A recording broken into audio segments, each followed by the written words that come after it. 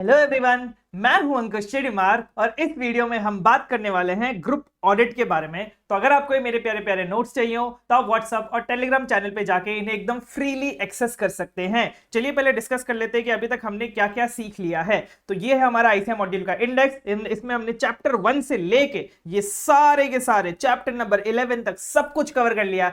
And आपका प्यारा और राज दुलारा प्रोफेशनल एथिक्स भी हमने कवर कर लिया, जो आपको बहुत पसंद आया था। अगर आपने वो नहीं देखा हो तो प्लीज देख लीजिएगा जाके। उसके बाद हमने इंटरनल ऑडिट कवर किया एंड आज हम कवर करने वाले हैं ग्रुप ऑडिट चैप्टर नंबर 13। ठीक है, यस सर। तो चलिए शुरू करते हैं हमारे प्यारे प्यारे हैंड रिटन नोट से। तो ये जो ग्रुप ऑडिट है ना, ये आपका ओल्ड सिलेबस में हुआ करता था। इसका नाम audit of consolidated financial statements. तो ऑलमोस्ट सारी चीजें जो है इसमें नहीं है, कुछ कुछ चीजें जो है वो नई आई है। ठीक है, तो आपका कंसोलिडेटेड फाइनेंशियल स्टेटमेंट्स का मतलब क्या होता है? जब एक एंटिटी जिसके पास सब्सिडरीज है, जॉइंट एसोसिएट्स है, जॉइंट वेंचर्स है, जॉइंट ऑपरेशंस है, ये सारी चीजें हैं, और वो एक फाइनेंशियल स्टेटमेंट्स बना रही है एज अ सिंगल एंटिटी, मतलब खुद को एज अ सिंगल एंटिटी मानते हुए, सारे उसके अंदर ही है सब्सिडरीज, एसोसिएट, जॉइंट वेंचर। जब वो फाइनेंशियल स्टेटमेंट बना रही है उसको हम बोलते हैं कंसोलिडेटेड फाइनेंशियल स्टेटमेंट्स। ये आपने बहुत अच्छे से सीखा होगा आपके एफआर सब्जेक्ट में। अगर आपने एफआर में ये इंडेक्स कर लिया, इंडेक्स 103, 110, ये सारे इंडेक्स अगर आपने कर लिए तो आपको ये चैप्टर थोड़ा आसान लगेगा बेसिकली। ठीक है, एंड आई होप आपने वो चैप्टर्स कर लिए हैं। ठीक है, अब इसमें क्या है, दो चीजें होती है, दो कंपनीज होती है। एक होती है आपका होल्डिंग कंपनी, ठीक है, जो जिसकी सब्सिडरीज है, जिसकी एसोसिएट्स है, जिसकी जॉइंट वेंचर है, जो बेसिकली इंटरेस्ट होल्ड करती है अदर कंपनीज में। और दूसरा पार्ट आता है आपका सब्सिडरीज, एसोसिएट और जॉइंट वेंचर।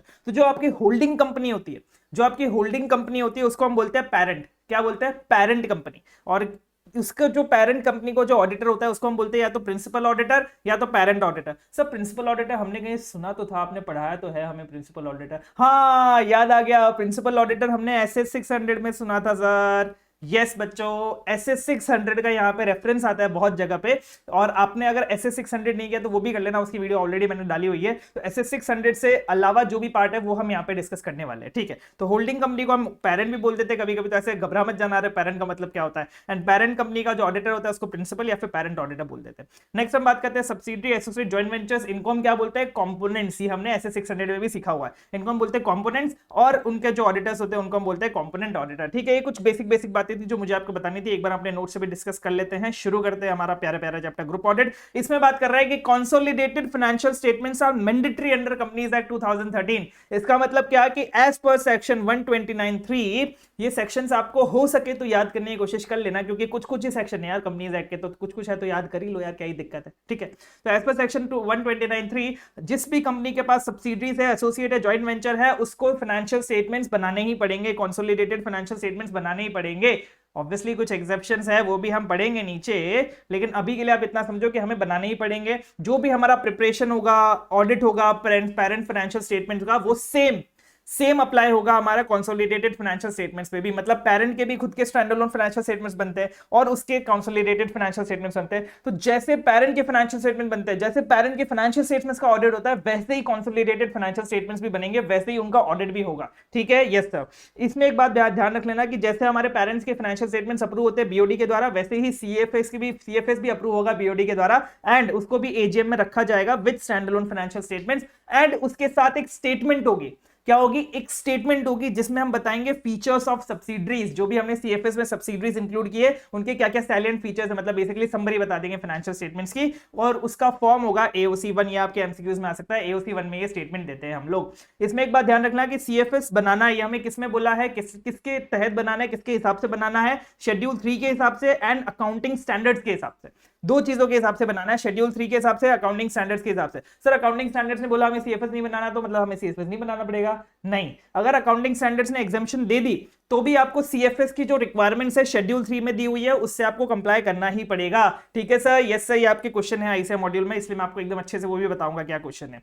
तो एग्जम्पशंस फ्रॉम प्रिपेयरिंग सीएफएस, कब कब एग्जम्पशन आपके प्रिपेयरिंग सीएफएस में वो हम देखेंगे। तो उससे पहले एक बात ध्यान रख लेना, अगर आपने किसी भी सब्सिडरी एसोसिएट जॉइंट वेंचर को एक्सक्लूड किया है, कंपनी ने, पेरेंट ने अपने सीएफएस में से एक्सक्लूड किया है, तो ऑडिटर को ये सेटिस्फाई करना पड़ेगा कि वो जो एक्सक्लूजन है वो इन्हीं कैटेगरीज के अंडर फॉल हो रहा है, मतलब बेसिकली उसको एक्सक्लूजन की तरह माना गया है लॉज एंड रेगुलेशंस में।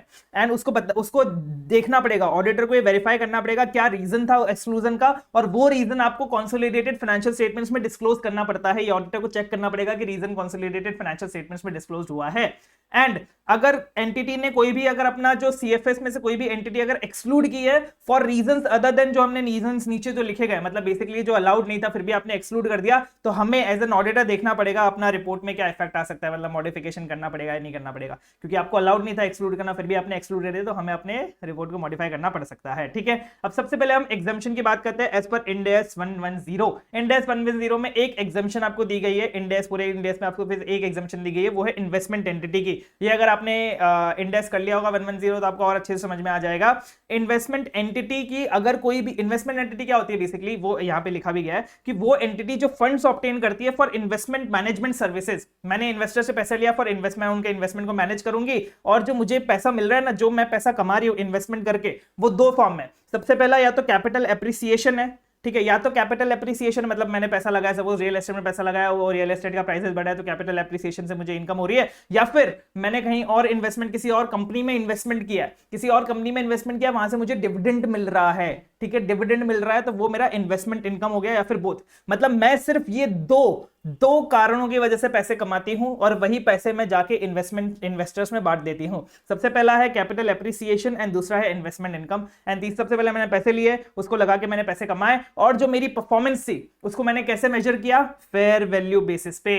मैंने अपनी परफॉर्मेंस को कैसे मेजर किया, फेयर वैल्यू बेसिस पे। अगर ये तीन कंडीशन सेटिस्फाई होगी, आपको क्वेश्चन में दिया जाएगा, अगर एक भी कंडीशन बोले ना कि ये कंडीशन नहीं है, तो इसका मतलब वो इन्वेस्टमेंट एंटिटी नहीं है, ठीक है, तो मतलब उस पर ये एग्जाम्पशन अप्लाई नहीं होगी, ये बात ध्यान रखना, इसलिए आपको ये अच्छे से देखना है, ठीक है। एंड इन्वेस्टमेंट एंटिटी को अपनी जो है सब्सिडरीज कंसोलिडेट करने की जरूरत क्यों नहीं पड़ती, क्योंकि वो अपनी सब्सिडरीज को मेजर करती है एफपीटीपीएल पे। एफपीटीपीएल सर हाँ पढ़ा है हमने, एफआर में पढ़ा है, fair value through profit and loss. अगर वो एफपीटीपीएल पे अपनी सब्सिडरीज को मेजर कर लिए, सारी सब्सिडरीज को, हाँ यहाँ पे बात रखना, सारी सब्सिडरीज को मेजर कर रही है, तो उस पर सीएफएस अप्लाई करने की रिक्वायरमेंट नहीं आती है, ठीक है। एक बात ध्यान रखना इसमें, मैं एक बार आपको बता देता हूं, सपोज मैं तो इन्वेस्टमेंट एंटिटी हूं, लेकिन मेरा जो पेरेंट है, मैं इन्वेस्टमेंट एंटिटी हूं लेकिन मेरा जो पेरेंट है वो इन्वेस्टमेंट एंटिटी नहीं है, तो उसको कंसोलिडेट करना पड़ेगा। मैं इन्वेस्टमेंट एंटिटी हूं, मेरा पेरेंट इन्वेस्टमेंट एंटिटी नहीं है, तो उसको कंसोलिडेट करना पड़ेगा। अच्छा, उसको कंसोलिडेट करना पड़ेगा, ठीक है, तो वो मेरे को कंसोलिडेट कर लेगी नहीं, उसको ये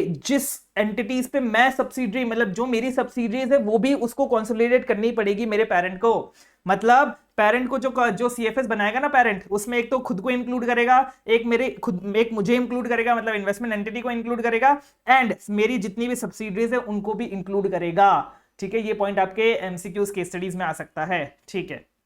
तो वही बात यहां पे लिखी गई है कि पेरेंट अगर बना रहा है तो उसको कंसोलिडेट करना है सारी एंटिटीज को, इंक्लूडिंग दोज इन्वेस्टमेंट एंटिटी, जो भी इन्वेस्टमेंट एंटिटी की सब्सिडरीज है उनको भी इंक्लूड करना है, ठीक है। Unless parent itself is a investment company, अगर वो खुद ही इन्वेस्टमेंट एंटिटी है तो फिर उसको कंसोलिडेट करने की जरूरत नहीं है। अब हम बात करते हैं, ये था हमारा इंड AS, अब हम बात करते हैं AS। AS 21 के हिसाब से हमें दो रीजंस दिए गए हैं, दो एक्सक्लूजन्स दिए गए हैं जिसमें हमें सीएफएस बनाने की जरूरत नहीं है। सबसे पहला टेम्पररी कंट्रोल, इसका मतलब क्या, जो हमारी रिलेशनशिप है ना सब्सिडरी के साथ वो टेम्पररी है, वो इंटेंडेड टू बी टेम्पररी है। इसका मतलब क्या कि जब हमने उसको खरीदा था, एक बात ध्यान रखना, यहां पे लिखा है जब आपने खरीदा था, on the date of acquisition ही आपका इंटेंशन था कि आप उसको बेच दोगे नियर फ्यूचर में, तब उसको हम कंसोलिडेट नहीं करेंगे। अगर आपका बाद में इंटेंशन बना कि हाँ मैं उसको बेच दूंगा, तो फिर आपको कंसोलिडेट करना पड़ेगा, ठीक है। On the date of acquisition आपका ये इंटेंशन होना चाहिए कि ये जो कंट्रोल है वो टेम्पररी है, ठीक है सर, यस सर। दूसरा इसमें क्या है, दूसरा ऐसा है, सपोज आपकी ना कोई सब्सिडरी है, वो बाहर किसी फॉरेन कंपनी में लोकेटेड है, और वो अपने फंड्स कुछ है ना लॉज एंड रेगुलेशन की वजह से वो अपने फंड्स है ना मुझे ट्रांसफर नहीं कर सकती, वो अपने फंड्स मुझे ट्रांसफर, मतलब मेरे अपने पेरेंट को ट्रांसफर नहीं कर सकती। तो आप एक बात बताओ, अगर मैं मेरा उससे कोई बेनिफिट ही नहीं है, अगर मैं सब्सिडरी से कोई बेनिफिट ही नहीं ले पा रहा, वो मुझे फंड से ट्रांसफर नहीं कर पा रही, तो क्या वो मेरी सब्सिडरी मानी जाएगी? क्या ऐसा माना जाएगा मेरा उस पर कंट्रोल है? नहीं। तो इसलिए मुझे सीएफएस बनाने की भी जरूरत नहीं है। इसमें एक पॉइंट आता है, इसमें एक वर्ड आता है sewer long term restriction, sewer long term fund transfer restriction, आप ऐसा लिख सकते हो, sewer long term fund transfer restriction, कि भाई उनके पास लॉन्ग टर्म का रेस्ट्रिक्शन है कि वो मुझे फंड ट्रांसफर नहीं कर सकते। ठीक है, तो इसलिए मेरे पास एग्जाम्शन है कि मैं उसको अपने सीएफएस में इंक्लूड नहीं करूंगा। ओके, ये था हमारे दो एग्जाम्शन, इंडेस और एएस से। अब हमारा तीसरा एग्जाम्शन है कंपनीज एक्ट में दिया हुआ है। कंपनीज एक्ट ने बोला है आपको, आपके पास 3 कंडीशन, अगर आपकी एंटिटी 3 कंडीशन फुलफिल करती है तो आपको सीएफएस बनाने की जरूरत नहीं है। अब वो 3 कंडीशन क्या है? सबसे पहले देखो, यहां पे हमारी मेन एंटिटी, ठीक है, मेन एंटिटी है, उसको कोई और एंटिटी होल्ड करती है जिसको हम बोलते हैं इंटरमीडिएट होल्डिंग, ठीक है, और ये इंटरमीडिएट होल्डिंग को कोई और कंपनी होल्ड कर रही है जिसको हम बोलते हैं अल्टीमेट होल्डिंग, ठीक है। तो मैं एक एंटिटी हूं, मुझे होल्ड कर रही है इंटरमीडिएट होल्डिंग कंपनी, उसको होल्ड कर रही है कोई अल्टीमेट होल्डिंग कंपनी, ठीक है। मेरे जो शेयर है इंटरमीडिएट होल्डिंग कंपनी के पास वो 70% है, और बाकी लोगों के पास, मतलब बाकी बाहर रिटेल इन्वेस्टर्स के पास मेरे 30% शेयर है, जिसको हम बोलेंगे अदर मेंबर्स, ठीक है। सर मुझे याद आ गया, इसको हम एनसीआई भी बोलते हैं, एफआर में हमने एनसीआई सीखा है, इसको एनसीआई बोलेंगे, नॉन कंट्रोलिंग इंटरेस्ट। यस, तो अदर मेंबर्स बोल लो, एनसीआई बोल लो, दोनों एक ही बात है। तो अब मैं ए कब एग्जेम्प्ट होगा सीएफएस बनाने से? तो ये 3 कंडीशन अगर फुलफिल हो गई तो ए एग्जेम्प्ट हो जाएगा, तीनों की तीनों, हाँ एक नहीं, तीनों की तीनों कंडीशन फुलफिल होनी चाहिए। सबसे पहला, अगर एनसीआई एग्री करती है राइटिंग में कि हाँ चलो सीएफएस नहीं बनाओगे तो चलेगा, एनसीआई मतलब ये वाले मेंबर्स, 30% वाले मेंबर्स अगर एग्री कर गए, सारे के सारे, एक मेंबर की बात नहीं कर रहे, सारे के सारे अगर मेंबर एग्री कर रहे हैं वो भी राइटिंग में, तो आप सीएफएस नहीं बनाओगे तो चलेगा। दूसरा, ए जो है वो नॉट लिस्टेड, मतलब अनलिस्टेड कंपनी होनी चाहिए, and you are not in the process of listing, ठीक है, मतलब आप ऐसा नहीं कि आपने फाइल कर दिया सेबी को और बोल रहे हो मैं तो लिस्टेड नहीं हूं तो मैं सीएफएस नहीं बनाऊंगी, लिस्टेड भी नहीं होनी चाहिए, not in the process of listing होनी चाहिए, एंड जो आपकी अल्टीमेट कंपनी है, अल्टीमेट होल्डिंग कंपनी है या फिर इंटरमीडिएट होल्डिंग कंपनी है, वो फाइल करती है CFS with registrar with ROC, मतलब आपकी जो होल्डिंग कंपनी है, इंटरमीडिएट होल्डिंग कंपनी या फिर जो अल्टीमेट होल्डिंग कंपनी है, दोनों में से कोई भी एक फाइल करती है सीएफएस रजिस्ट्रार के पास। इसका मतलब क्या? उसके सीएफएस में आप भी तो इंक्लूडेड होंगे ना, क्योंकि आप उनके सब्सिडरी हुए, ठीक है। तो इंटरमीडिएट होल्डिंग कंपनी यहां पे फाइल कर रही है सीएफएस विद आरओसी। तो ये 3 रीजन थे, ये 3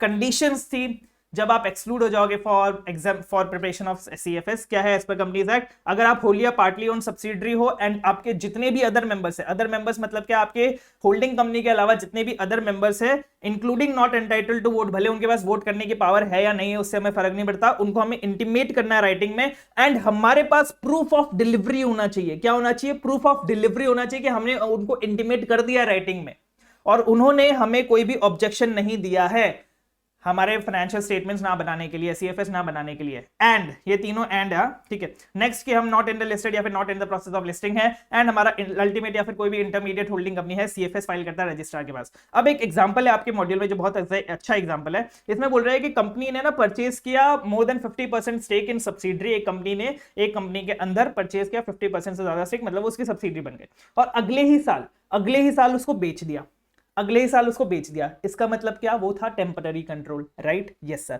अब एक बात ध्यान रखना, टेम्पररी कंट्रोल का एग्जेम्पशन जो है वो एएस में है, इंडेस में है क्या? नहीं। तो हमें यह चेक करना पड़ेगा कि जो क्वेश्चन में जो कंपनी है वो एएस कंपनी है या इंडेस कंपनी है। अगर वो एएस कंपनी है, इसका मतलब क्या? अकाउंटिंग स्टैंडर्ड ने एग्जेम्पशन दे दिया। अगर अकाउंटिंग स्टैंडर्ड में एग्जेम्पशन दे दिया, फिर भी हमें शेड्यूल 3 की रिक्वायरमेंट्स को कंप्लाई करना पड़ेगा। शेड्यूल 3 में जो डिस्क्लोजर्स बोले वो देना पड़ेगा। सर कौन से डिस्क्लोजर बोले? वो आपके सिलेबस में नहीं है तो उसकी टेंशन मत लो, बस इतना लिख देना कि शेड्यूल 3 ने डिस्क्लोजर बोले वो तो हमें देने ही पड़ेंगे, भले अकाउंटिंग स्टैंडर्ड्स ने एग्जेम्प्ट कर दिया। दूसरा, अगर ये इंडेस कंपनी हुई, अगर ये इंडेस कंपनी हुई तो वैसे भी भाई हमारे इंडेस में तो कोई एग्जामिशन है ही नहीं टेम्पररी कंट्रोल का, तो आपको तो बनाने ही पड़ेंगे। इसमें एक लाइन आती है जो इंडेस में लिखी गई है कि consolidation of investee shall begin from date investor obtains control. जब से आपने कंट्रोल ऑब्टेन किया तब से आपको कंसोलिडेशन शुरू कर देना है, और जैसे ही आप कंट्रोल लूज कर रहे हो वैसे ही आपको कंसोलिडेशन बंद कर देना है, ठीक है। यही लाइन यहां पे लिखी गई और ये लाइन आपको लिखनी है। अब आप बोलोगे सर यहाँ पे तो क्वेश्चन में तो दिया ही नहीं है एएस कंपनी है इंडेस कंपनी है, तो ऐसा अज्यूम करो कि वो इंडेस कंपनी है, ठीक है सर? Yes sir. तो ये था आपका पूरा एग्जेम्पशन एंड रिक्वायरमेंट एप्लीकेबिलिटी, आप बोले एप्लीकेबिलिटी ऑफ सीएफएस। अब हम बात करते हैं रिस्पॉन्सिबिलिटी ऑफ पेरेंट या फिर holding company for CFS. Parent holding company एक ही होता है, आपके मॉड्यूल में जो क्वेश्चन है उसमें होल्डिंग कंपनी दिया है इसलिए मैंने होल्डिंग कंपनी भी लिख दिया। तो responsibility of parent and holding company for CFS, क्या रिस्पॉन्सिबिलिटी है भाई? मैं एज अ पेरेंट, मैं एज अ होल्डिंग कंपनी, मेरी क्या रिस्पॉन्सिबिलिटी है? इसका दूसरा ही क्वेश्चन, मिलता जुलता क्वेश्चन है। मेरी जो रिस्पॉन्सिबिलिटी है वही मैं लिख के दूंगा अपने रिटर्न रिप्रेजेंटेशन में, राइट? मेरी जो responsibility as a parent, as a holding company, मैं वही रिस्पॉन्सिबिलिटी को रिटर्न रिप्रेजेंटेशन में लिख के दूंगा कि हाँ मैंने मेरी रिस्पॉन्सिबिलिटीज फुलफिल कर दी है। किसको लिख के दूंगा? मेरे ऑडिटर को। तो वही रिटर्न रिप्रेजेंटेशन में वही मोटा मोटा सेम पॉइंट है, इसलिए मैंने दोनों साथ में रखा है। तो दोनों का साथ में ही है, यहाँ पे पेरेंट रिस्पॉन्सिबिलिटी और यहाँ पे रिटर्न रिप्रेजेंटेशन। तो इसके लिए आपको एक लाइन याद करनी है, कि मेरी रिस्पॉन्सिबिलिटी है, पहले मैं आइडेंटिफाई करूंगा मेरे बच्चे कौन है। पहले मैं आइडेंटिफाई करूंगा मेरे बच्चे कौन है। बच्चे मतलब क्या, मेरे कंपोनेंट्स। तो पहले मैं आइडेंटिफाई करूंगा मेरे बच्चे कौन है, उनसे पूछूंगा तुम्हारी गर्लफ्रेंड कौन है, उनसे पूछूंगा उनकी गर्लफ्रेंड कौन है। गर्लफ्रेंड मतलब क्या, रिलेटेड पार्टी। तो पहले मैं मेरे बच्चे आइडेंटिफाई करूंगा, ये इतने सारे बच्चे उसमें से मैं आइडेंटिफाई करूंगा मेरे बच्चे कौन है, उनसे पूछूंगा उनकी गर्लफ्रेंड कौन है, मतलब उनकी रिलेटेड पार्टी कौन है, उनसे सारी इंफॉर्मेशन लूंगा। ऐसा नहीं वो क्या छुपेंगे ना, बताएंगे नहीं ना मुझे गर्लफ्रेंड कौन है, तो उनसे बोलूंगा बताओ बताओ उन्होंने, तो सारी इंफॉर्मेशन लूंगा, सारी मतलब कंप्लीट इंफॉर्मेशन लेके सेगमेंटल रिपोर्टिंग कर दूंगा। इसका मतलब क्या, पहले आइडेंटिफाई करूंगा मेरे बच्चे कौन है, कंपोनेंट्स कौन है, उनसे पूछूंगा उनकी गर्लफ्रेंड के बारे में, मतलब रिलेटेड पार्टी के बारे में, उनसे सारी इंफॉर्मेशन, कंप्लीट इंफॉर्मेशन लेके सेगमेंटल रिपोर्टिंग कर दूंगा। तो वही 4 चीजें यहां पे लिखी गई हैं। Identify components, identify related party, obtain accurate and complete information, identify segments for segmental reporting। और ये 3 चीजें आपको आप एक बार पढ़ोगे तो आपको दिमाग में आ जाएगा। इसमें बोला गया कि आपको देखना है कि कंसोलिडेशन एडजस्टमेंट्स आप समझे नहीं। अब वो होता है ना, इंटर ग्रुप हम हटाते हैं, इंट्रा ग्रुप प्रॉफिट हटाते हैं, इंट्रा ग्रुप कोई भी हमने सपोज मैंने होल्डिंग ने है ना सब्सिडरी को 10 रुपए का लोन दे रखा है, और सब्सिडरी में वो 10 रुपए का लोन ऐसे बोरोइंग दिया हुआ है, तो आपने एफआर में पढ़ा होगा कि आपको इंटर ग्रुप जो है वो उसको हटाना पड़ता है, कैंसिल करना पड़ता है। तो वो उनको हम क्या बोलते हैं, एडजस्टमेंट्स। तो आपको कंसोलिडेशन एडजस्टमेंट्स देखने के सही से हुए हैं या नहीं हुए। अब 2 मेजर आपके कंसोलिडेशन एडजस्टमेंट्स होते हैं पूरे सीएफएस में। अगर आपको कुछ भी समझ में नहीं आ रहा, नहीं ये तो लिख लेना, ये 3 पॉइंट्स आप लिख लेना। 2 कंसोलिडेशन एडजस्टमेंट्स मेजर होते हैं। सबसे पहला होता है हार्मोनाइजेशन ऑफ अकाउंटिंग पॉलिसीज। इसका मतलब क्या है कि जो पेरेंट की अकाउंटिंग पॉलिसी और सब्सिडियरी अकाउंटिंग पॉलिसी है वो दोनों अगर डिफरेंट है तो सीएफएस बनाने के लिए हमें दोनों को सेम करना पड़ेगा, हमें सब्सिडियरी में चेंजेस करने पड़ेंगे उसकी अकाउंटिंग पॉलिसी में। ठीक है, ये हमने एफआर में भी किया हुआ है। एंड नेक्स्ट आता है gap conversion. Gap is generally accepted accounting principles. मतलब अगर हमारा जो प्रिंसिपल हम सपोज है ना, हम है इंडिया वाली होल्डिंग कंपनी है एंड हमारी सब्सिडियरी है वो फॉरेन में, और फॉरेन में जो फाइनेंशियल स्टेटमेंट्स बनते हैं वो सपोज यूएस वाले, तो यूएस गैप के हिसाब से बनते हैं, और इंडिया में इंडिया गैप के हिसाब से बनते हैं। तो ये दोनों में डिफरेंसेस हो सकते हैं, तो हमें वो गैप को कन्वर्जन करना पड़ता है, हमें यूएस गैप के फाइनेंशियल स्टेटमेंट्स को कन्वर्ट करना पड़ता है हमारे इंडियन गैप के फाइनेंशियल स्टेटमेंट्स में, ताकि हम उसको सीएफएस में इंक्लूड कर सके। तो ये 3 चीजें आपको हर बार लिखनी है। जब भी आपको कुछ भी क्वेश्चन नहीं आ रहा हो तो लिख देना। कंसोलिडेशन एडजस्टमेंट्स, 2 बड़े एडजस्टमेंट्स है, एक है हार्मोनाइजेशन ऑफ अकाउंटिंग पॉलिसी और एक है गैप कन्वर्जन। ठीक है, ये हमारे पॉइंट्स है फॉर रिस्पांसिबिलिटी ऑफ पेरेंट, और वही हमारे पॉइंट्स है फॉर रिटन रिप्रेजेंटेशन। क्या लेंगे भाई, कंप्लीटनेस है कंपोनेंट्स की, जितने भी कंपोनेंट्स उन्होंने बोले वो सारे कंप्लीट है, इससे ज्यादा एक भी कंपोनेंट नहीं है उनके पास। Identification of related party, completeness of adjustments, जो भी एडजस्टमेंट्स हमने यहाँ पे देखे थे वो सारे एडजस्टमेंट्स कंप्लीट हैं, अप्रोप्रिएट हैं। फिर आइडेंटिफिकेशन ऑफ रिपोर्टेबल सेगमेंट्स, वही ऊपर वाला पॉइंट आ गया, आइडेंटिफिकेशन ऑफ रिपोर्टेबल सेगमेंट्स। फिर पेरेंट एक्नॉलेज करता है कि भाई उसकी रिस्पांसिबिलिटी है for preparation of CFS as per applicable financial reporting framework, और पेरेंट ने अप्रूव कर दिया है सीएफएस। ये 2 पॉइंट आपके एक्स्ट्रा हैं ऊपर से। ठीक है, यस सर। नेक्स्ट हम बात करते हैं रिस्पांसिबिलिटी और objectives of auditor of CFS. भाई as an auditor, as a parent auditor, parent मतलब क्या, सीएफएस ऑडिटर बोल लो, पेरेंट ऑडिटर बोल लो, प्रिंसिपल ऑडिटर बोल लो, एक ही बात है। तो एज एन ऑडिटर मेरी रिस्पांसिबिलिटी क्या है, या फिर इसका दूसरा क्वेश्चन आ सकता है आपके ऑब्जेक्टिव्स क्या है। सबसे पहली चीज मुझे ये देखनी है कि क्या एज पर एफआरएफ मुझे सीएफएस बनाने की जरूरत है या नहीं है। पता चला मुझे एज पर एफआरएफ मुझे एग्जाम्पशन मिला हुआ है, फिर भी मैं सीएफएस बना रहा हूं, तो एक बार पहले ये तो चेक करो कि आपको रिक्वायरमेंट है या नहीं है सीएफएस बनाने की। दूसरा, अगर सीएफएस बनाने की रिक्वायरमेंट है एज पर एफआरएफ, तो देखो एज पर एफआरएफ बने या नहीं बने। अगर एज पर एफआरएफ बने मतलब ट्रू एंड फेयर बने, मतलब आपको ओपिनियन देना है कि हाँ भाई ट्रू एंड फेयर बने। और 2 चीज आपको कोट करनी है, 2 सेक्शंस आपको कोट करने हैं कंपनीज एक्ट के। एक सेक्शन नंबर 143(1) जिसमें हम इंक्वायरी करते थे, एक सेक्शन 143(3) एंड रूल 11 जिसमें हम रिपोर्ट करते थे किस मैटर्स पे। तो ये 5 चीजें आपकी रिस्पॉन्सिबिलिटी है या फिर आपके ऑब्जेक्टिव्स है when you are an auditor of CFS. Yes sir. Next हम बात करते हैं मटीरियलिटी फॉर सीएफएस। जब हम देख रहे हैं materiality for consolidated financial statements, तब हमें किन किन चीजों को कंसीडर करने की जरूरत है, इसके लिए भी मैंने आपको एक मस्त सी लाइन बनवा के दी है, वो आप अच्छे से ध्यान रखेंगे तो आपको समझ में आ जाएगा। सबसे पहले हम कंसीडर करेंगे materiality for group as a whole. सबसे पहले हम देखेंगे materiality for group as a whole, फिर मटीरियलिटी फॉर ईच कंपोनेंट। पहले materiality for group as a whole, फिर मटीरियलिटी फॉर ईच कंपोनेंट देखा, दोनों को कंपेयर करेंगे। ये दोनों, एक ग्रुप वाली मटीरियलिटी और कंपोनेंट वाली मटीरियलिटी, दोनों को कंपेयर करेंगे एंड देखेंगे कि क्या कंपोनेंट मटीरियल है। फिर देखेंगे कि कंपोनेंट मटीरियल है या नहीं है। अगर मटीरियल है तो हम कंफर्मेशन लेंगे कंपोनेंट ऑडिटर से। क्या बोला मैंने, पहले materiality for group as a whole देखेंगे, फिर मटेरियलिटी फॉर ईच कंपोनेंट, दोनों को कंपेयर करके देखेंगे कंपोनेंट मटेरियल है या नहीं है, अगर मटेरियल है तो कंफर्मेशन लेंगे फ्रॉम कंपोनेंट ऑडिटर। यही बात यहाँ पे लिखी गई है कि पहले आप materiality for group as a whole देखो, ताकि क्या करने के लिए, क्यों बनानी है आपको मटेरियलिटी फॉर ग्रुप, क्यों देखनी है आपको materiality for group, to assess consolidation adjustments की भाई कंसोलिडेशन एडजस्टमेंट सही हुए या नहीं हुए।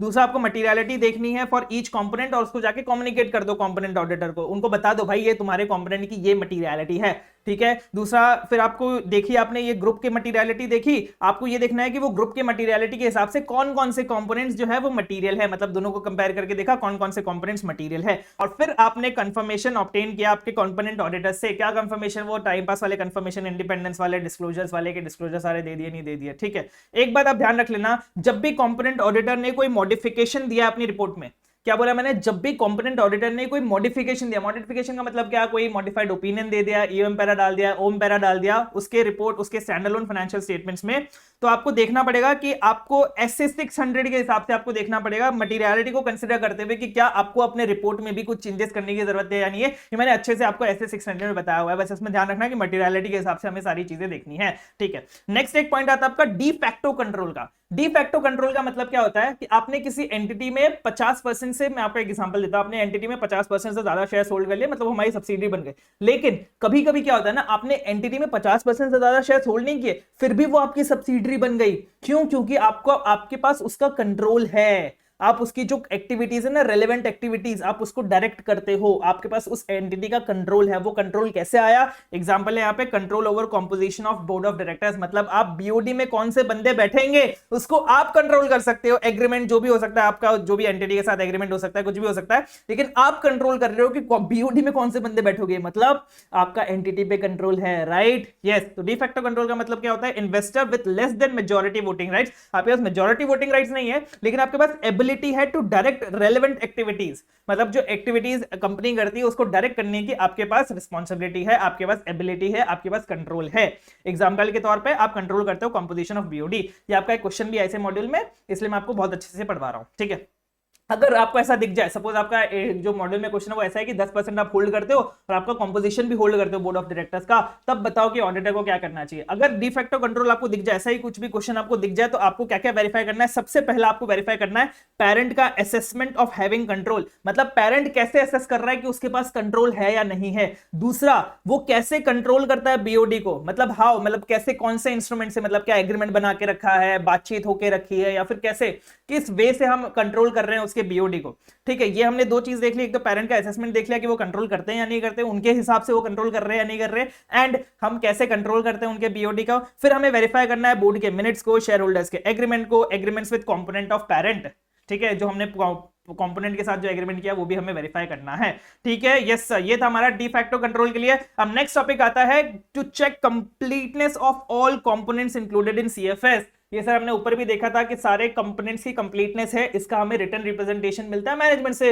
हम मान लेंगे, मैनेजमेंट ने लिख के दे दिया, मतलब हम मान लेंगे ना कि हाँ मैनेजमेंट अगर लिख के दे दिया सारे कंपोनेंट्स उन्होंने इंक्लूड किया है सीएफएस में, तो मान लेंगे हाँ सारे ही हुए होंगे। लेकिन एक बात याद है ना आपको, हमने एसएफआईटी में किया था कि भाई return representations are not a sufficient appropriate audit evidence in itself. तो रिटर्न रिप्रेजेंटेशन लेके आप सब कुछ नहीं मान सकते, तो आपको खुद को चेक करना पड़ेगा कि सारे के सारे कंपोनेंट्स सीएफएस में इंक्लूड हुए हैं या नहीं हुए हैं। अभी आप कैसे चेक करोगे? ये आप ऐसे चेक करोगे, आप देखोगे पुराने वाले कंपोनेंट्स को, आप देखोगे नए वाले कंपोनेंट्स को, और उन दोनों के बीच के चेंजेस को। क्या बोला? आप देखोगे पुराने वाले कंपोनेंट्स को, आप देखोगे नए वाले कंपोनेंट्स को, और उन दोनों के बीच के चेंजेस को। तो पुराने वाले कंपोनेंट्स को आप कैसे देखोगे? रिव्यू करोगे अपने वर्किंग पेपर्स ऑफ प्रायर्स। पिछले साल आपने कंपोनेंट्स आइडेंटिफाई किए होंगे, तो ये तो देखो पिछले साल वाले इधर आ रहे हैं कि नहीं आ रहे। अगर नहीं आ रहे तो क्या चेंजेस हुए? चेंजेस इन शेयर होल्डिंग आप देखोगे ड्यूरिंग द ईयर, अगर कोई चेंज इन शेयर होल्डिंग हुआ है तो वो आप चेक करोगे। उसके लिए आप मैनेजमेंट से इंक्वायरी करोगे कि मैनेजमेंट बताओ कौन से नए कंपोनेंट्स आए, कौन से कंपोनेंट्स आपने निकाल दिए, क्यों निकाल दिए, ये सारी आप इंक्वायरी करोगे मैनेजमेंट से, ठीक है।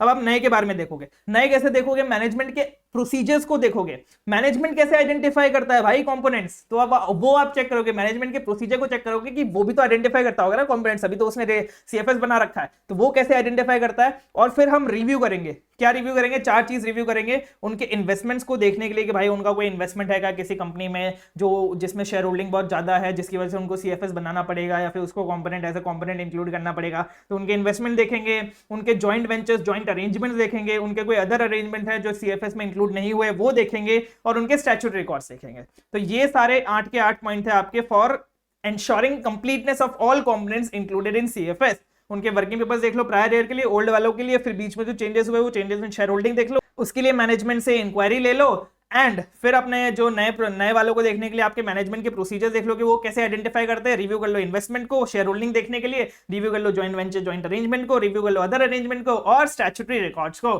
ठीक है सर? Yes sir. अब एक बात बताओ, आपके जो कंपोनेंट है ना और आपका जो पेरेंट है, आपका जो कंपोनेंट है और आपका जो पेरेंट है, इसको मैं सरल भाषा में बोलता हूं, आपका जो सब्सिडरी और होल्डिंग कंपनी है, इन दोनों के रिपोर्टिंग पीरियड में डिफरेंस है। रिपोर्टिंग पीरियड में डिफरेंस है, इसका मतलब क्या? सपोज हमारा जो पेरेंट है ना, हमारा जो पेरेंट है वो रिपोर्ट करता है 31 मार्च को, और हमारा जो सब्सिडरी है वो रिपोर्ट करता है 31 दिसंबर को। तो ये क्या हो गया? Different reporting period. तो इसमें एक बात बोली गई है कि जो फाइनेंशियल स्टेटमेंट ऑफ कंपोनेंट है वो हमेशा सेम रिपोर्टिंग डेट होना चाहिए एज ऑफ पेरेंट। मतलब आप ऐसा कोशिश करो कि हमारे कंपोनेंट और पेरेंट का जो रिपोर्टिंग डेट है वो सेम हो। मतलब पेरेंट का अगर 31 मार्च है तो वो कंपोनेंट का भी 31 मार्च हो। अगर ऐसा प्रैक्टिकेबल नहीं है, प्रैक्टिकेबल क्यों नहीं है? क्योंकि भाई वो जो हमारी सब्सिडरी है वो किसी और कंट्री में रहती है और वहां कंट्री में ये 31 दिसंबर फॉलो करते हैं। तो अगर ऐसा प्रैक्टिकेबल नहीं है तो आप एडजस्टमेंट्स करो, जो भी ट्रांजैक्शन अकर हो रहे हैं ना इन दोनों डेट के बीच, जो भी ट्रांजैक्शन अकर हो रहे हैं वो ट्रांजैक्शंस के लिए आप सब्सिडरी मतलब कंपोनेंट के फाइनेंशियल स्टेटमेंट्स में एडजस्टमेंट्स करो। ठीक है? ये बात बोल रहा है। सबसे पहले आप देखो सेम है, सेम नहीं है, प्रैक्टिकेबल नहीं है, सेम होना तो आप एडजस्टमेंट्स कर लो कंपोनेंट्स के फाइनेंशियल स्टेटमेंट्स में जो भी ट्रांजैक्शंस हो रहे हैं उसके बीच। लेकिन एक बात आप ध्यान रखना, ये दोनों जो डेट है इसके बीच में गैप ज्यादा नहीं होना चाहिए। कितना ज्यादा नहीं होना चाहिए? अगर ये एएस वाली कंपनी है, अगर ये एएस वाली मतलब जिसपे अकाउंटिंग स्टैंडर्ड्स लगता है वो वाली कंपनी है तो 6 मंथ से ज्यादा का गैप नहीं होना चाहिए, और अगर ये इंड एएस वाली कंपनी है तो 3 मंथ से ज्यादा का गैप नहीं होना चाहिए ये दोनों डेट्स में। ठीक है? Yes sir. नेक्स्ट ये बात कर रहा है अगर चेंज हुआ है रिपोर्टिंग पीरियड में, इसका मतलब क्या? अगर कंपोनेंट का रिपोर्टिंग पीरियड पहले होता था 31 दिसंबर, अब हो गया उसका रिपोर्टिंग पीरियड सपोज 31 फरवरी, किसी भी रीजन की वजह से वो उसमें हमको घुसने की जरूरत नहीं है ज्यादा, लेकिन हमको बस इतना पता करना है कि भाई सब्सिडरी जो हमारी कंपोनेंट है उसके रिपोर्टिंग डेट में कोई चेंज आया है कि नहीं आया। अगर रिपोर्टिंग डेट में चेंज आया और उसका मटेरियल इफेक्ट हो रहा है हमारे सीएफएस पे, अगर उसका मटेरियल इफेक्ट हो रहा है हमारे सीएफएस तो एंटिटी को डिस्क्लोज करना पड़ेगा वो चेंज के बारे में एंड उसको कैसे ट्रीटमेंट किया है सीएफएस में। ठीक है? Yes sir. ये आपको बेसिकली समझने वाली बात थी, याद करने के लिए ऐसा कुछ था नहीं इसमें।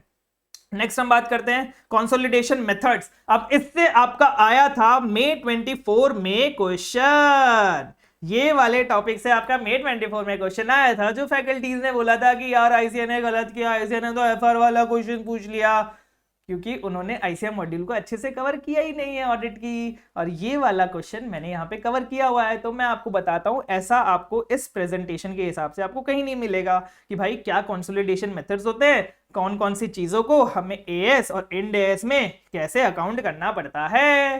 ठीक है? तो आज हम वही करने वाले हैं। आपके May 24 के क्वेश्चन को आज हम इधर सॉल्व करेंगे, जो मैं आपको बताऊंगा कि ये आईसीएम मॉड्यूल से ही था लेकिन बाकी फैकल्टीज ने कवर नहीं किया था। ठीक है? ऑब्वियसली किसी ने किया, मतलब मेजॉरिटी ने नहीं किया था, ऑब्वियसली बहुत अच्छे अच्छे फैकल्टी से उन्होंने किया भी होगा। ठीक है?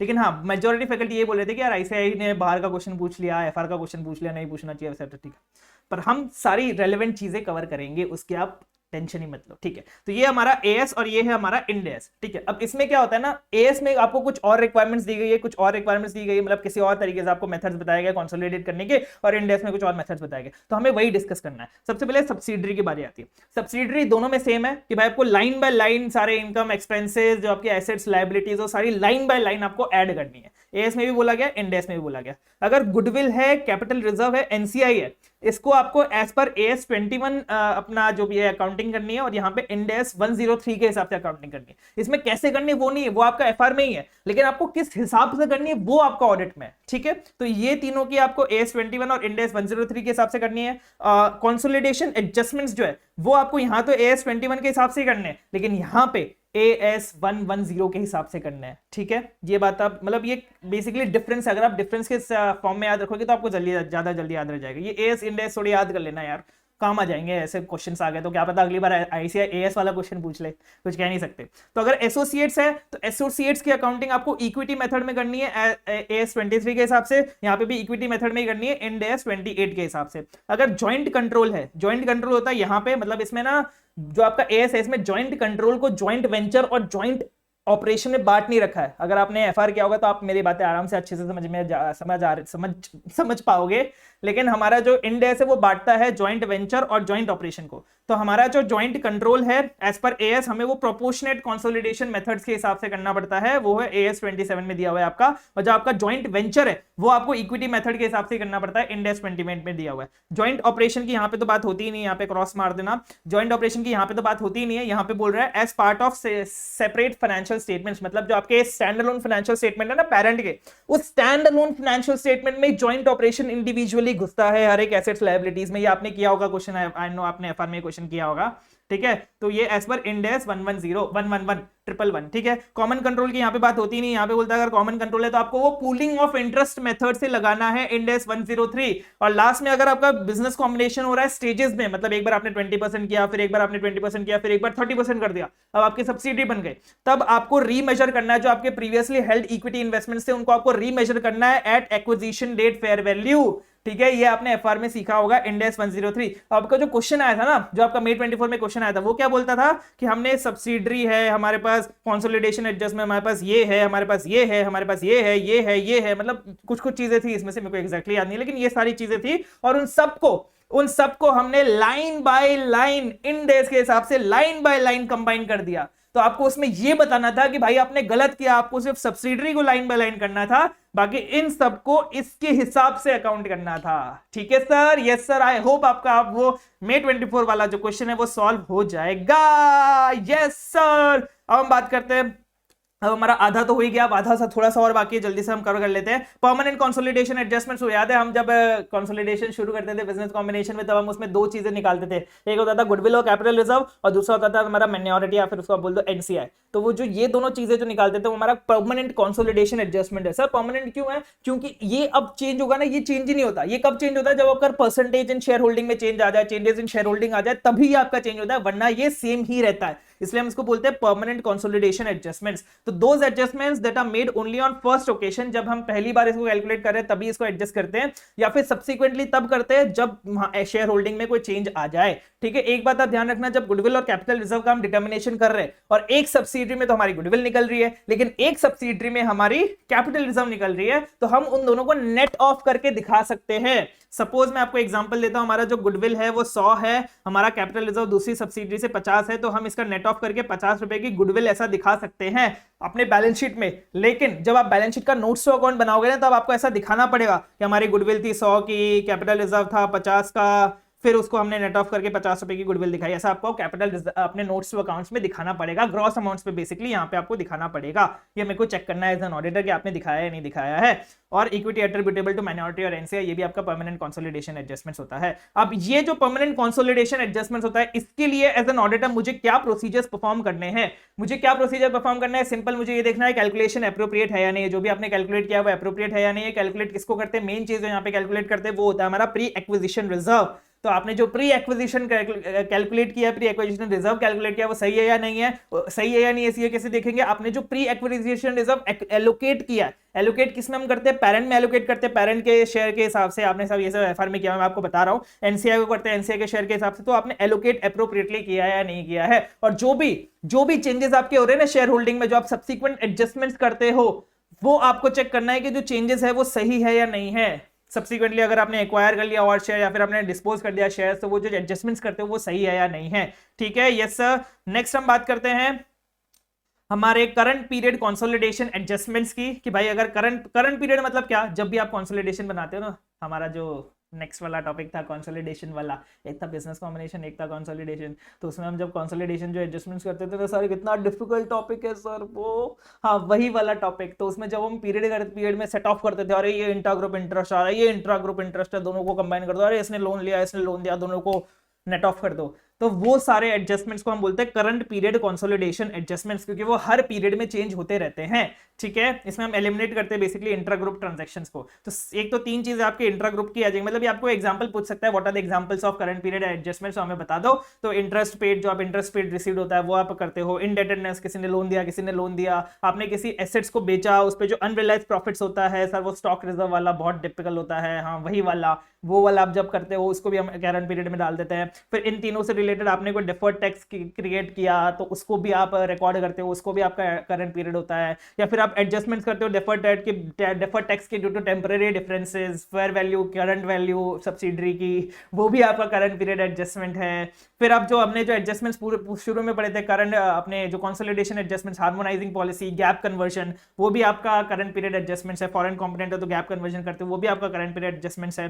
फिर सब्सीक्वेंट इवेंट्स, वैसे तो आपको यहाँ पे ध्यान देने की जरूरत नहीं है, इसमें सिर्फ इतना ध्यान दे देना जो हमारे नॉन एडजस्टिंग इवेंट होते हैं ना, वो इवेंट्स जिनकी conditions as on balance sheet date existing नहीं है, लेकिन वो इवेंट्स हमारे लिए मटेरियल है जिसको हमें डिस्क्लोज करना पड़ता है फाइनेंशियल स्टेटमेंट में। तो आपको दो चीजें डिस्क्लोज करनी है, आपका एमसीक्यूज में आ सकता है, एक तो नेचर ऑफ इवेंट और दूसरा उसका क्या फाइनेंशियल इफेक्ट हुआ था। अगर फाइनेंशियल इफेक्ट नहीं कैलकुलेट कर सकते तो वो बता दो कि हम नहीं कैलकुलेट कर सकते, ठीक है। Yes sir. फिर जो एडजस्टमेंट्स होते हैं इफेक्ट्स ऑफ इवेंट्स, मतलब जो भी आपके कंपोनेंट फाइनेंशियल स्टेटमेंट्स की डेट है एंड जो आप रिपोर्ट की डेट है ऑन कंपोनेंट फाइनेंशियल स्टेटमेंट्स, जब आपका रिपोर्टिंग डेट डिफरेंट होता है, कंपोनेंट्स की रिपोर्टिंग डेट डिफरेंट है एंड आपके पेरेंट्स की रिपोर्टिंग डेट डिफरेंट है, एंड हमने अपने रिपोर्ट में जो सब्सिक्वेंट इवेंट्स लिए वो कौन से इवेंट्स लिए, पेरेंट के फाइनेंशियल रिपोर्टिंग डेट से हमारे reporting date of auditors report की डेट तक। हमें क्या करना है अब हमें कंसीडर करना है कंपोनेंट के फाइनेंशियल स्टेटमेंट्स की रिपोर्टिंग डेट से लेके हमारे ऑडिटर्स के रिपोर्टिंग डेट तक, सीएफएस के ऑडिटर्स की रिपोर्टिंग डेट तक, ठीक है। यस सर, ये हमारे इफेक्ट्स कंसीडर करने पड़ते हैं बेसिकली।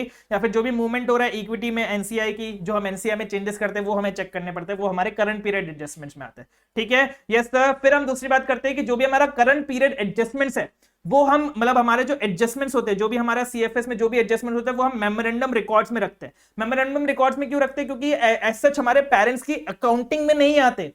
आप एक बात ध्यान रखना, मैं एज अ पेरेंट हूं, मेरी खुद की स्टैंड अलोन एंटिटी है, मैं उसकी अकाउंटिंग करता हूं, उसके बेसिस पे मैं फाइनेंशियल स्टेटमेंट्स बनाता हूं, लेकिन ये जो कंसोलिडेशन वाले एडजस्टमेंट्स है ना वो मैं अपने अकाउंटिंग सिस्टम में नहीं डालता, उसको मैं अलग से रिकॉर्ड्स बना के मेंटेन करके फिर फाइनेंशियल स्टेटमेंट्स प्रेजेंट करता हूं, क्योंकि ये मेरे अकाउंट्स, मेरी स्टैंड अलोन एंटिटी के अकाउंट से रिलेटेड नहीं है, ठीक है। तो वो जो तो ये आपके बेसिकली एमसीक्यू में आ सकता है, तो जो भी एडजस्टमेंट्स होते हैं सीएफएस के वो मैं मेमोरेंडम रिकॉर्ड्स में बनाता हूं, जो मैं अपने पास रखता हूं, ठीक है। वो तो ऑडिटर को रिव्यू करना ही है, लेकिन इसके साथ साथ ऑडिटर को क्या क्या रिव्यू करना है, ये वही सारी चीजें जो हमने अभी तक ये करंट पीरियड एडजस्टमेंट में पढ़ी, वही सारी चीजें ऑडिटर को रिव्यू करने की, भाई इंटरग्रुप ट्रांजैक्शन जो है वो एलिमिनेट हो गए हैं, डेफर्ड टैक्स को अच्छे से एडजस्ट कर दिया है, सीएफएस को यूनिफॉर्म अकाउंटिंग पॉलिसी के हिसाब से बनाया है, एडजस्टमेंट कर दिया, अगर हार्मोनाइज करना था यूनिफॉर्म अकाउंटिंग पॉलिसी, इसको कन्वर्जन करना था गैप का, वो भी कर दिया है। तो ये सब वेरीफाई करना है बेसिकली, छोटी मोटी चीजें। डिस्क्लोजर्स, अगर आपका डिफरेंट अकाउंटिंग पॉलिसी है, अगर आपके कंपोनेंट और पेरेंट की डिफरेंट अकाउंटिंग पॉलिसी है एज पर AS 21, तो आपको डिस्क्लोजर्स देने पड़ते हैं, तो आपने वो डिस्क्लोजर्स दिए हैं, लेकिन एक बात ध्यान रख लेना, आपको it is not allowed as per Ind AS 110, मतलब डिफरेंट पॉलिसीज रखना इंड AS 110 के तहत अलाउड नहीं है। AS 21 ने अलाउ किया है, वो बोला हाँ अगर इनप्रैक्टिकेबल है तो हम आपको अलाउ करते हैं, आप है ना डिस्क्लोजर दे दोगे तो चलेगा, लेकिन इंड AS 110 आपको अलाउ नहीं करता, आपको दोनों को हार्मोनाइज करना ही पड़ेगा, भले इनप्रैक्टिकेबल हो फिर भी करना ही पड़ेगा कैसे ना कैसे करके। कैलकुलेशन ऑफ माइनॉरिटी सही है या नहीं है, इनकम एंड एक्सपेंसेस सही है या नहीं है, बेसिकली ये सारी चीजें आपको चेक करनी है। नेक्स्ट आते हैं, while auditing CFS auditor make plans for, मतलब जब आप सीएफएस बना रहे हो तब आपको किस किस बातों की प्लानिंग करनी पड़ती है। एज एन ऑडिटर आप जब सीएफएस बना रहे हो तब आप प्लानिंग में क्या इंक्लूड करते हो? भाई प्लानिंग में हम लेते हैं अंडरस्टैंडिंग, ऐसे 315 किसकी अंडरस्टैंडिंग लेते हैं? ग्रुप के स्ट्रक्चर की, और ग्रुप में क्या कंट्रोल्स है उसकी, ग्रुप के स्ट्रक्चर की और ग्रुप के कंट्रोल्स की, ठीक है। फिर और उसके ग्रुप की पॉलिसी की, ग्रुप के स्ट्रक्चर की, कंट्रोल की और accounting policy, structure control accounting policy. फिर अंडरस्टैंडिंग लेने के बाद हम क्या करते हैं? डिटरमाइन करते हैं। क्या डिटरमाइन करते हैं? हमारे फैप मतलब एंटी ऑफ प्रोसीजर्स, कि हम क्या प्रोसीजर्स करने वाले हैं, एंड हम ये भी डिटरमाइन करते हैं कि हमें अदर ऑडिटर के काम को यूज करना है कि नहीं करना। सर यहाँ पे अदर ऑडिटर कौन है? अपना कंपोनेंट ऑडिटर। तो हमें ये चेक करना पड़ता है कि हमें अदर ऑडिटर के काम को यूज करना है कि नहीं करना, अगर काम को यूज करना है तो हमें कोऑर्डिनेट करना पड़ता है वर्क को, ठीक है। तो ये थे हमारे प्लानिंग के हिसाब से हमें क्या क्या चीजों को ध्यान देना पड़ता है। Understanding group structure and controls, group की accounting policies, determining anti of procedures, determining whether to use work of other auditors और not, and coordinating work to be performed, ठीक है। Yes sir. अब हम बात करते हैं डिस्क्लोजर्स इन सीएफएस। जो हम डिस्क्लोज करते हैं ना सीएफएस में, क्या क्या डिस्क्लोजर्स हमें सीएफएस में देने पड़ते हैं। एक बात आप ध्यान रखना, पेरेंट्स और कंपोनेंट्स के जो सेपरेट फाइनेंशियल स्टेटमेंट्स है, स्टैंड अलोन फाइनेंशियल स्टेटमेंट्स है, उसमें जितने भी डिस्क्लोजर्स आ रहे हैं ना वो सारे डिस्क्लोजर्स डाल के सीएफएस में बना दो। मतलब जितने भी पेरेंट्स के डिस्क्लोजर्स है, जितने भी कंपोनेंट्स के डिस्क्लोजर्स है, वो सारे डिस्क्लोजर्स लो और सीएफएस में डाल दो। क्या ऐसा करेंगे? नहीं, मुझे पता था आप डर गए सर, आप तो गलत बता रहे हो, मुझे पता था आप डर गए थे। हाँ, तो मैं बता रहा था कि आपको पेरेंट्स और आपके कंपोनेंट्स जितने भी स्टैंड अलोन फाइनेंशियल स्टेटमेंट्स में डिस्क्लोजर्स है वो आपको सीएफएस में नहीं डालने हैं। सीएफएस के लिए जो रेलेवेंट डिस्क्लोजर्स है, जो सीएफएस को समझने के लिए इंपॉर्टेंट डिस्क्लोजर्स है, वही डिस्क्लोजर्स आपको डालने हैं। ठीक है, you should not merely repeat disclosures from separate financial statements, you should give disclosures that are relevant to CFS only। ठीक है, अब मेन इसमें एक क्वेश्चन आएगा कि following information is required to be disclose, कौन कौन से डिस्क्लोजर्स आपको देने हैं separately for parent and each of its components. मतलब ये चीजें आपको पेरेंट के लिए बतानी है और हर एक कंपोनेंट जो भी आपने इंक्लूड किया वो सारे कंपोनेंट्स के लिए अलग अलग ये चीज बतानी है। क्या बताना है, एक तो बैलेंस शीट से उठा लो अपना नेट एसेट्स और प्रॉफिट एंड लॉस से उठा लो, प्रॉफिट एंड लॉस का जो फिगर आता है वो है प्रॉफिट एंड लॉस, एंड उसके नीचे जो फिगर आता है ओसीआई वो। ठीक है, ये तीन चीजें आपको उठानी है बैलेंस शीट और आपके पीएनएल से। एक net assets, amount of net assets and percentage of consolidated net assets, मतलब पूरे नेट एसेट्स में कितना परसेंटेज है पेरेंट का, कितना है एक सब्सिडी का, कितना एक जॉइंट वेंचर का है, कितना एक जो अपना एसोसिएट का है, वो ऐसे आपको दिखाना है। क्या परसेंटेज है शेयर इन पीएनएल और कितना परसेंटेज है कंसोलिडेटेड पीएनएल का, शेयर इन ओसीआई और कितना परसेंटेज है कंसोलिडेटेड ओसीआई का। ठीक है सर, यस सर। अब ये फॉलोइंग डिस्क्लोजर्स है जो आपके सेपरेट फाइनेंशियल स्टेटमेंट्स में दिए होते हैं इन पेरेंट एंड सब्सिडियरी, जो आपको इंक्लूड नहीं करने हैं सीएफएस में। सर वो तो आपने बता दिया ना, इंक्लूड नहीं करने, जो सीएफएस से रेलेवेंट है वही इंक्लूड करने, लेकिन यहाँ पे आपको एग्जांपल्स दिए हुए हैं, ये डिस्क्लोजर्स आपको इंक्लूड करने ही नहीं है आपके सेपरेट फाइनेंशियल स्टेटमेंट से। ये एग्जांपल ऐसे पूछ सकता है और ऐसे ने पूछा भी है पिछले क्वेश्चंस में, तो इसको आप कैसे याद रखोगे। मुझे एक बार यूट्यूब पे मुझे ये ट्रिक मिली थी, मैंने इसको थोड़ा बहुत अपने हिसाब से मॉडिफाई कर दिया आपके लिए इजी बनाने के लिए। तो कौन कौन से ऐसे डिस्क्लोजर्स है जो सेपरेट फाइनेंशियल स्टेटमेंट्स में दिए है जो हमें अपने सीएफएस में इंक्लूड नहीं करने। एक लाइन याद रखना, एमएसएमई भी शेयर्स इशू करके मनी लेते हैं। आजकल क्या होता है ना, जो हमारे छोटे छोटे एमएसएमईज होते हैं, तो एमएसएमई भी शेयर्स इशू करके मनी लेते हैं फॉरेन इन्वेस्टमेंट्स के लिए। भाई साहब एमएसएमई देख रहे हो, फॉरेन इन्वेस्टमेंट्स कर रहे हैं, तो एमएसएमई भी शेयर्स इशू करके मनी लेते हैं फॉरेन इन्वेस्टमेंट्स के लिए। फिर वो फॉरेन करेंसी से सारे एक्सपेंसेस करते हैं। फॉरेन इन्वेस्टमेंट्स के लिए उन्होंने पैसे तो ले लिए, और फॉरेन करेंसी में ही सारे एक्सपेंसेस, इंपोर्ट, एक्सपोर्ट और अर्निंग्स करने के बाद चार चीजें करते हैं वो फॉरेन करेंसी में। क्या करते हैं, एक्सपेंसेस, इंपोर्ट, इंपोर्ट तो 2 बार करते हैं भाई, expenses, import, export and earnings करने के बाद फॉरेन करेंसी में ही डिविडेंड भी पे करते हैं। ठीक है, क्या क्या है भाई, एमएसएमई भी शेयर्स इशू करके मनी लेते हैं फॉरेन इन्वेस्टमेंट के लिए, फिर फॉरेन इन्वेस्टमेंट से सारे एक्सपेंसेस, इंपोर्ट, एक्सपोर्ट और अर्निंग्स करने के बाद फॉरेन करेंसी में डिविडेंड भी पे कर देते हैं। सर ये क्या बोल रहे हो, ये है हमारे डिस्क्लोजर्स जो हमें इंक्लूड नहीं करने हैं हमारे कंसोलिडेटेड फाइनेंशियल स्टेटमेंट में। जो हमारे डिस्क्लोजर्स है एमएसएमई एक्ट में बोले गए हैं, जो हमारे बोनस शेयर्स के क्या सोर्स है वो नहीं बताता, अनयूटिलाइज मनी फ्रॉम इशू है वो भी उसके बारे में भी हमें नहीं बताना, स्टेटमेंट ऑफ इन्वेस्टमेंट भी हमें नहीं देना है, एक्सपेंसेस जो हमने फॉरेन करेंसी में किए वो भी हमें नहीं बताने हैं, इंपोर्ट जो हमने सीआईएफ बेसिस पे लिया है, फिर इंपोर्टेड और इंडिजीनियस रॉ मटेरियल हमने कितना कंज्यूम किया वो भी हमें नहीं बताना है, जो भी हमारे अर्निंग्स है फॉरेन करेंसी में, जो भी एक्सपोर्ट किया हमने एफओबी बेसिस पे, रॉयल्टी है, इंटरेस्ट है, फिर अदर इनकम है, नेचर के हिसाब से हमें नहीं बताना है, रेमिटेड जो हमें अमाउंट रेमिट किया for dividends in foreign currency वो भी हमें नहीं बताना है सीएफएस में, ये सारी चीजें नहीं बतानी है। ठीक है, यस सर। अब last part, last but not the least, थोड़ा इंपॉर्टेंट पार्ट है, इसको बहुत अच्छे से ऐसे पूछ सकता है घुमा फिरा के। एंड ठीक है, ये पांच ही पॉइंट है यहाँ पे, 5 पॉइंट में किसी भी एक पॉइंट पे आपको क्वेश्चन आ सकता है, फिर पांचों के पांचों पे भी आ सकता है, ऐसे की मर्जी हो तो, या फिर केस स्टडी बना के मस्त पूछ सकते हैं। तो रिपोर्टिंग में आपको कैसे रिपोर्टिंग करनी है, सबसे पहला अगर आप when parent auditor is also auditor of all it's component, जितने भी एंटिटी के कंपोनेंट्स है, सब्सिडीज है, जॉइंट वेंचर्स है, एसोसिएट्स है, वो सारे के सारे कंपोनेंट्स के आप ही ऑडिटर हो। मतलब आपको किसी और ऑडिटर से कम्युनिकेट करने की जरूरत नहीं है, मतलब यहाँ पे ऐसे 600 लगेगा ही नहीं। तो आपको बस चेक कर लेना है कि जो भी एएस में जितने भी प्रिंसिपल्स है वो फॉलो हो रहे हैं या नहीं हो रहे, अकाउंटिंग स्टैंडर्ड्स में जो भी बोला है फॉलो हो रहा है नहीं हो रहा है। अगर कोई डेविएशन है तो हमें ये देखना पड़ेगा, हमें कंसीडर करना पड़ेगा ऐसे 705 को, ताकि हम यूजर्स को अवेयर कर सके कि हाँ भाई यहाँ पे डेविएशंस है अकाउंटिंग स्टैंडर्ड से। ठीक है, सबसे पहले ये चीज। फिर आपको बताना है कि भाई आपको रिपोर्ट में ये बताना है, ट्रू एंड फेयर व्यू देते हैं, स्टेट ऑफ अफेयर्स, जो हमारे बैलेंस शीट है वो ट्रू एंड फेयर है, हमारे जो फाइनेंशियल रिजल्ट्स है मतलब हमारा जो पीएनएल है वो ट्रू एंड फेयर है। अगर कैश फ्लो स्टेटमेंट में उसके बारे में बता देना कि वो जो कैश फ्लो स्टेटमेंट है वो ट्रू एंड फेयर है। ठीक है, सिंपल था ये वाला। तो फिर दूसरा आता है, अगर when parent auditor is not auditor of all its components, when you are not auditor of all the components, then आपके ऊपर लग जाएगा एसए 600, या आप एसए 600 से कवर कर लेना कि एसए 600 में बताया गया कि हमें ऑडिटर, अदर ऑडिटर की रिपोर्ट को रेफर करना पड़ता है, नहीं करना पड़ता, उसमें क्या क्या। तो एक बार मैं आपको थोड़ा बता देता हूं। इसमें ये बोला गया है कि एज पर एस 706 आपको है ना, अगर आप रेफर कर रहे हो अदर ऑडिटर के काम को अपनी रिपोर्ट में, ठीक है, अगर आप रेफर कर रहे हो क्योंकि आपने उसके ऊपर रिलाई किया आप उसके काम को कि भाई उन्होंने अच्छा काम किया होगा, उन्होंने कंपोनेंट को अच्छे से ऑडिट किया होगा, फिर मैंने वो फाइनेंशियल स्टेटमेंट्स लेके अपने सीएफएस में डाल दिया, तो आप अगर उनके काम को रेफर कर रहे हो तो आपको रेफर करना है अदर मैटर पैराग्राफ में, हमने पढ़ा हुआ है, आपको अदर मैटर पैराग्राफ में रेफर करना है। और जो आपकी रिपोर्ट है ना सीएफएस में, उसमें मैग्नीट्यूड आएगा कौन से पोर्शन का जो फाइनेंशियल स्टेटमेंट्स अदर ऑडिटर्स ने ऑडिट किए हैं। इसका मतलब क्या, आपकी जो रिपोर्ट है, आपकी मतलब आपके ऑडिटर की, पेरेंट ऑडिटर की जो रिपोर्ट है, उसके अंदर आपको बताना है कि कितना पोर्शन सीएफएस का बाकी ऑडिटर्स ने ऑडिट किया है। ये कैसे बताओगे, रुपी अमाउंट्स में बता देना, अमाउंट्स में बता देना, या फिर परसेंटेज में बता देना। सर किसका अमाउंट, किसका परसेंटेज, टोटल एसेट्स, जो आपके बैलेंस शीट का टोटल होता है टोटल एसेट्स, पीएनएल का जो टोटल होता है रेवेन्यू, ठीक है, कैश फ्लो का जो टोटल होता है कैश फ्लो, वो परसेंटेज कि भाई परसेंटेज ऑफ एसेट्स पेरेंट का कितना था, बाकी जिन जो अलग ऑडिटर्स ने ऑडिट किया उनका कितना परसेंटेज है, रेवेन्यू कितना परसेंटेज हमने ऑडिट किया है, कितना बाकियों ने ऑडिट किया है, कितना कैश फ्लो हमने ऑडिट किया, कितना बाकियों ने ऑडिट किया है, ठीक है, ये आप बता देना, ठीक है।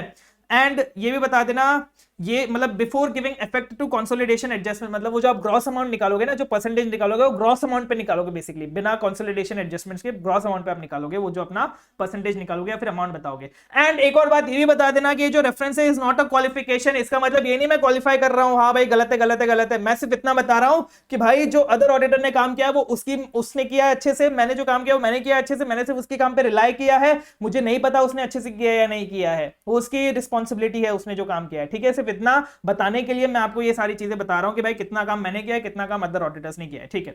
नेक्स्ट हम बात करते हैं क्या होता है, कभी कभी जैसे मैंने आपको पहले बताया था कि हमारे अकाउंटिंग पॉलिसीज में डिफरेंस होता है, क्योंकि हमारे जो घर की सब मतलब हम जो पेरेंट है वो इंडिया के हैं और हमारी जो सब्सिडरी है वो बाहर है, सपोज यूएस में, तो यूएस ने अपने अकाउंटिंग फ्रेमवर्क के हिसाब से बनाया होगा अपना फाइनेंशियल स्टेटमेंट्स, और हम अपने इंडियन अकाउंटिंग फ्रेमवर्क के हिसाब से बनाते हैं। तो अगर ऐसा कुछ है कि when components auditor reports on financial statements under accounting framework different than parents, मतलब दोनों का अकाउंटिंग फ्रेमवर्क डिफरेंट है, ठीक है। यहाँ पे मैं ऑडिटिंग फ्रेमवर्क की बात नहीं कर रहा, अकाउंटिंग ऑडिटिंग का अलग से क्वेश्चन आएगा, अकाउंटिंग फ्रेमवर्क में डिफरेंट है, तो हमें क्या करना पड़ता है, पेरेंट क्या करता है, कन्वर्ट करता है कंपोनेंट को, फाइनेंशियल स्टेटमेंट को अपने फ्रेमवर्क में, मतलब सीएफएस के फ्रेमवर्क में हम कन्वर्ट करते हैं उस फाइनेंशियल स्टेटमेंट को, और ये जो एडजस्टमेंट्स हम डालते हैं ना, वही एडजस्टमेंट्स ऑडिट करता है ऑडिटर कि भाई वो जो एडजस्टमेंट्स है वो सही है, जो कंपोनेंट्स है वो सूटेबल है और एप्रोप्रिएट है, ठीक है। ये पहला आपके पास ऑप्शन हो गया। दूसरा ऑप्शन होता है आपके पास कि आप अल्टरनेटिवली आप क्या बोलो, उन्हीं अपने जो कंपोनेंट्स है उन कंपोनेंट्स को ही बोलो कि आप हमारे अकाउंटिंग फ्रेमवर्क के हिसाब से बना लो अपने फाइनेंशियल स्टेटमेंट्स, हम डायरेक्टली उसके सीएफएस बना देंगे। एक ऑप्शन हो गया आप उनसे कन्वर्ट करवा लो, उनके फाइनेंशियल स्टेटमेंट्स लो और खुद कन्वर्ट कर लो आप, या तो दूसरा हो गया आप उनको बता दो कि ये हमारी अकाउंटिंग पॉलिसी है, आप इसके हिसाब से अपने फाइनेंशियल स्टेटमेंट्स बनाओ और हम डायरेक्टली सीएफएस में कन्वर्ट कर लेंगे। इस केस में ये तो हमारा ये दूसरा केस था। इस केस में अगर ऐसा कुछ हो रहा है, इसको हम क्या बोलते हैं, ग्रुप अकाउंटिंग मैनुअल, इसमें मतलब जिसमें हम उनको बताते नहीं हमारी अकाउंटिंग पॉलिसी इसके हिसाब से बना लो, वो हम ग्रुप अकाउंटिंग मैनुअल में बताते हैं। तो हम एज एन ऑडिटर हमें ग्रुप अकाउंटिंग मैनुअल को ऑडिट करना है, इस बार हमें ग्रुप अकाउंटिंग मैनुअल को ऑडिट करना है कि वो ग्रुप अकाउंटिंग मैनुअल में जो भी चीजें लिखी गई हैं वो कंप्लाई करती है हमारे अकाउंटिंग स्टैंडर्ड्स को, ठीक है। मतलब हमें ग्रुप अकाउंटिंग मैनुअल को देखना है कि वो सही है या नहीं है बेसिकली, ठीक है। फिर हम बात करते हैं, अगर हमारा कंपोनेंट ऑडिटर ऑडिट करता है under a framework that is different than parents, मतलब हम है इंडिया के और बाकी जो सब्सिडरी है वो सपोज जापान की है, तो वहां पे ऑडिटिंग फ्रेमवर्क दूसरा होता है, तो वो जो ऑडिट कर रहा है वो अपने फ्रेमवर्क के हिसाब से कर रहा है, मैं जो ऑडिट कर रहा हूं मेरे फ्रेमवर्क के हिसाब से, इंडिया के फ्रेमवर्क के हिसाब से। तो जो भी फाइनेंशियल स्टेटमेंट्स होते हैं ना और जो भी सीएफएस होते हैं उनका जो ऑडिटिंग स्टैंडर्ड्स है वो जनरली एक्सेप्टेड इन इंडिया होना चाहिए, मतलब इंडियन गैस के हिसाब से आपको ऑडिट करना है, ये आपको उसके कंपोनेंट के ऑडिटर को बताना पड़ेगा कंसिस्टेंसी रखने के लिए, ऑडिटिंग फ्रेमवर्क में कंसिस्टेंसी रखने के लिए, ताकि मैं एज अ पेरेंट ऑडिटर आपके काम पे रिलाई कर पाऊं, वो रखने के लिए और आपके काम पे रेफर कर पाऊं, वो करने के लिए हमें कंपोनेंट फाइनेंशियल स्टेटमेंट्स को ऑडिट करवाना पड़ता है as per Indian gas as well, ठीक है। इसका मतलब क्या है, यहां पे तो चलता, यहां पे अगर आपने गैप के हिसाब से मतलब हमारे अकाउंटिंग फ्रेमवर्क के हिसाब से नहीं बनाया तो चलता, हम कन्वर्ट कर लेते हैं या फिर आपको बोलते हैं कि आप बना लो, यहां पे तो भाई आपको करवाना ही पड़ेगा हमारे ऑडिटिंग फ्रेमवर्क के हिसाब से ऑडिट, ठीक है। फिर लास्ट पॉइंट आता है कंपोनेंट्स नॉट ऑडिटेड, अगर कंपोनेंट्स को ऑडिट नहीं किया है तो क्या करेंगे, आपने ऐसे 600 में पढ़ा था कि अगर कंपोनेंट्स को ऑडिट नहीं किया है तो हम ये चेक करेंगे कि हमें अपने रिपोर्ट में मॉडिफिकेशन देने की जरूरत है या नहीं है, क्यों, क्योंकि उस पर्टिकुलर कंपोनेंट के लिए फिर जितने भी कंपोनेंट्स को ऑडिट नहीं किया उसके लिए हमें सफिशिएंट एप्रोप्रिएट ऑडिट एविडेंस मिला ही नहीं है। ये हम both quantitative and qualitative factors को ध्यान में रख के देखेंगे, मतलब बेसिकली मटेरियलिटी के हिसाब से देखेंगे कि भाई हमें अपने एज पर 705 हमें कोई मॉडिफिकेशन करने की जरूरत है या नहीं है। ये था हमारा पूरा ग्रुप ऑडिट। आई होप आपको बहुत अच्छे समझ में आ गया होगा। अगर पसंद आया हो तो प्लीज लाइक कर दीजिएगा। लाइक टारगेट हम रखते हैं 250 लाइक्स का। मुझे पूरी उम्मीद है आप ये लाइक टारगेट जरूर अचीव करवा देंगे। अपने दोस्तों के साथ भी शेयर कर दीजिएगा एंड कमेंट में लिख देना हम सीए बनेंगे, ताकि जो भी ये वीडियो देखे उसको मोटिवेशन आ जाए कि वो भी सीए बनेगा। अगर आपको मुझे कांटेक्ट करना है तो आप कांटेक्ट कर सकते हो इस व्हाट्सएप नंबर पे। कोई भी आपको डाउट हो व्हाट्सएप ऑडिट से रिलेटेड तो आप मुझे पूछ सकते हैं। 90237 में से 2 गया 5601। ठीक है, बस इस बार ऑडिट में एग्जाम्पशन पार, बस दुआ में याद रखना। Thank you, bye bye.